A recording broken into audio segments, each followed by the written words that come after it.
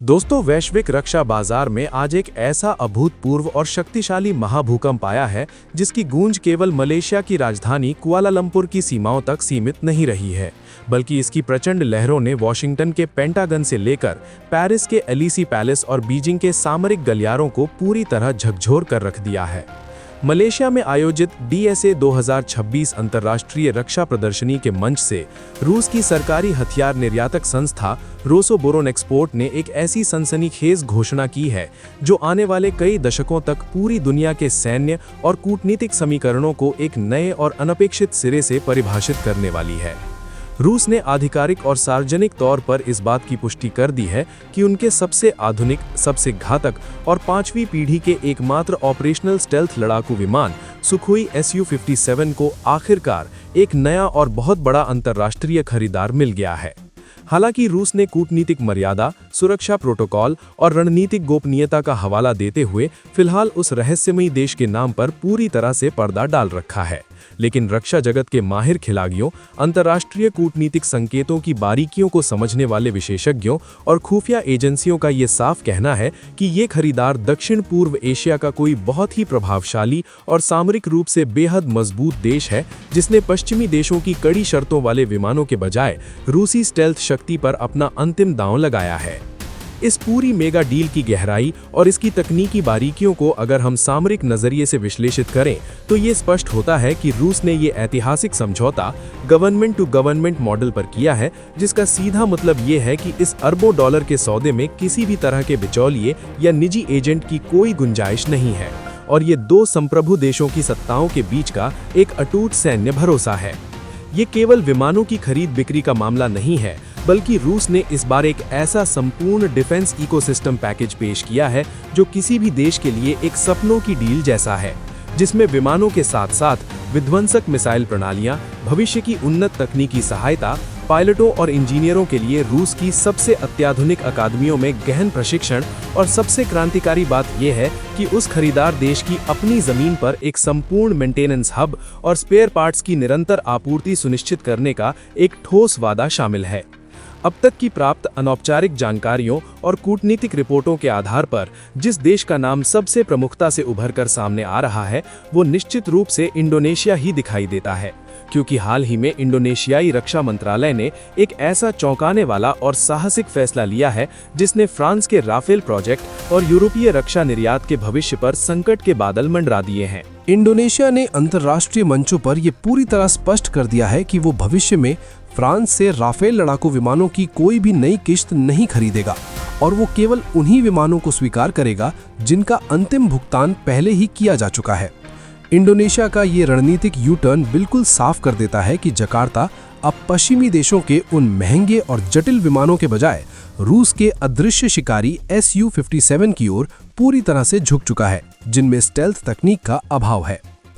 Indonesia की ये नई सैन्य रणनीति बहुत ही सोची समझी और दूरगामी लगती है, क्योंकि वो अपनी वायुसेना में संतुलन बनाए रखने के लिए हमेशा से रूसी और पश्चिमी हथियारों के मिश्रण का इस्तेमाल करता रहा है, और चूंकि उनके पास पहले से ही सुखोई सीरीज के विमानों का विशाल अनुभव मौजूद है, इसलिए 5वीं पीढ़ी के Su-57 को अपनाना उनके लिए तकनीकी और लॉजिस्टिक्स के लिहाज से भी एक बहुत ही बुद्धिमानी भरा कदम साबित होने वाला है।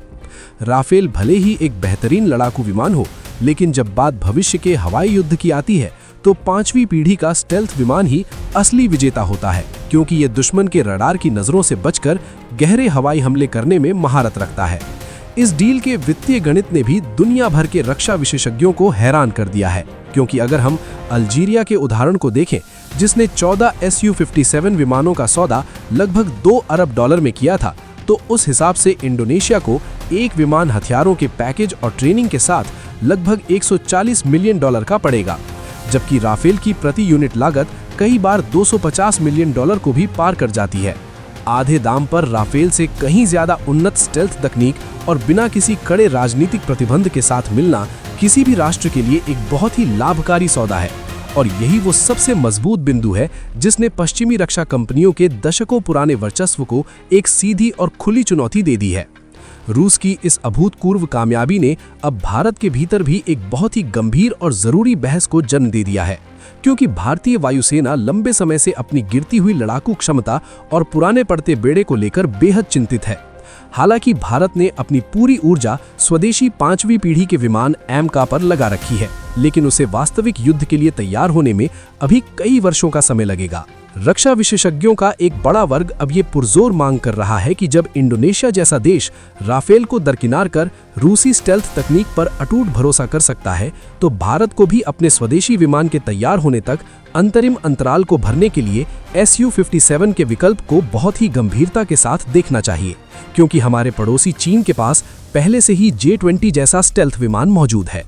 भारत और रूस के बीच आने वाले महीनों में कई उच्च स्तरीय सैन्य और कूटनीतिक बैठकें प्रस्तावित हैं, जिनमें नई मिसाइल प्रणालियों और रक्षा सहयोग पर बड़ी चर्चाएं होनी है। और ऐसे में इंडोनेशिया की इस खुफिया डील ने निश्चित रूप से भारत के लिए एक नया रास्ता और एक नई सामरिक चुनौती पेश कर दी है। रूस ने दक्षिण पूर्व एशिया में अपनी ये चाल चलकर न केवल अपनी रक्षा प्रदर्शनी को सफल बनाया है, बल्कि उसने अमेरिका के F-35 जैसे विमानों के सामने एक ऐसा प्रतिस्पर्धी खड़ा कर दिया है जो तकनीकी रूप से सक्षम होने के साथ साथ किसी भी देश की संप्रभुता पर कोई अपमानजनक राजनीतिक शर्त भी नहीं थोपता है।